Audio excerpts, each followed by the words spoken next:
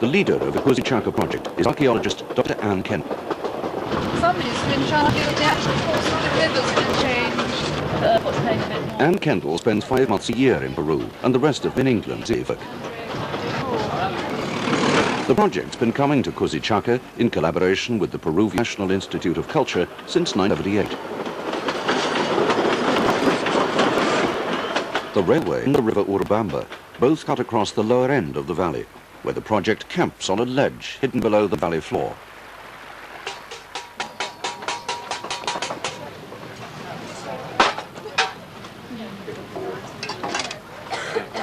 The team's work is mainly archaeological research, and it relies on the efforts of up to 80 volunteers every year, most of them Peruvian or British students. Ann Kendall's enthusiasm for the valley has brought them all here. When I first came here, which must be 15 years at least ago now, I was very excited by finding lots of Inca remains, lots of pre-Inca remains, and in a fantastic state of preservation. The architecture of the period is here, not just the buildings and well-defined sites, but all the roads, the canals, the systems, everything that went with them. The fort overlooked the vast agricultural schemes below, a network of terraces and canals providing food for the growing empire. Many of the canals flowed from the Cusichaca River, and some are still in use today. But now they carry only a fraction of the water they once did, as they thread their way down the valley. Excavation shows that the lived long before the Inca arrived 5 centuries ago. We're standing in the courtyard of an Inca fort. We've been excavating here for about 6 months. And what we've done is we've excavated Inca occupation deposits, and beneath we've found a lot of Inca terracing. They've used a lot of large stone to set the site to make it level, and on top of the large stone there is small stone soil deposited. Underneath the terracing deposit we found the destruction of a pre-Inca building. We can see the wall running along to the left, and it's been terraced into the decomposed natural on the right-hand side. What's interesting about this building is it cuts an earlier floor surface, which is very similar to floors that we've found dating to about 500 BC. So it's obvious that this fort has been used almost continuously from the period of 500 BC right through to the arrival of the Incas. They hope that their studies of the Inca agricultural system will help today's farmers. It's a project that the Peruvian authorities are very enthusiastic about.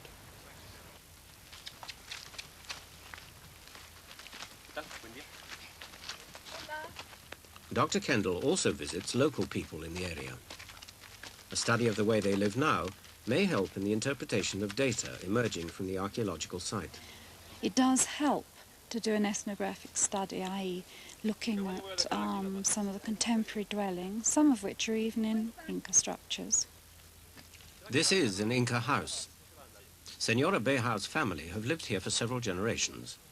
Dr. Kendall interviews Senora Beja and her daughter in a mixture of Quechua and Spanish. ¿Y qué cosa estaban recién molendo?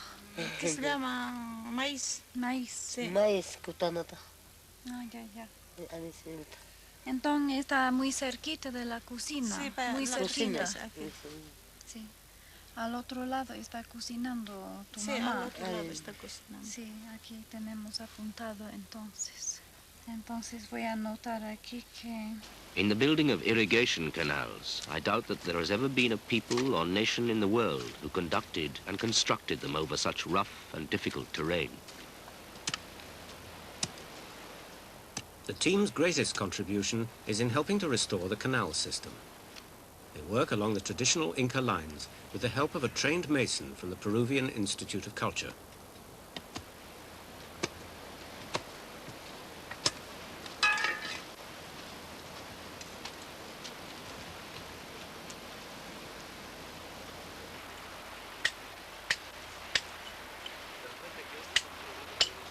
Well, this is an Inca canal, and a couple of months ago it gave way, and the locals have shored it up with some wood. Now the mason has recut another ledge to build a wall up from, and then the local people have been bringing these slates in, which are going to be to line the canal. So we're going to redo it the same way that the Incas originally would have done it, with one small change. We're going to set the stones with cement on the ledge so that the granite doesn't disintegrate quickly again. We always knew that this area could produce well, because I've had a series of conversations with an old man, Don Martin Escobedo, who's 103 years old, and he remembers working on a rehabilitation of the canal about 50 or 60 years ago, when they completed the work. He says not to the steps of today, fortunately, and after completed, the land yielded good maize crops with peas and beans as well as quinoa. So we do know that this area can produce with irrigation. Well, the meeting was about who was going to work the land that's being rehabilitated, and basically after a bit of talk everyone agreed that they were going to work, and we had a show of 17 hands of people who were definitely going to start on Monday working, and the community members are going to work. That makes another 11, and then they elected a committee to run the thing. We've got a president, a sub-president, a treasurer, a secretary, and one more person. So that's 5, representing the main community and 3 other communities.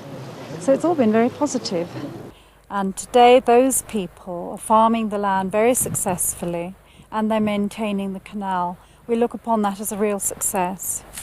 Our next task is to do this now in new areas, in areas which are as poor now as this area was 10 years ago. We can do the same there that we've done here. A modest farewell ceremony at a local town.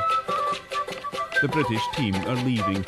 Their work completed, Britain's ambassador is present to formally hand over a cultural centre funded by the aid.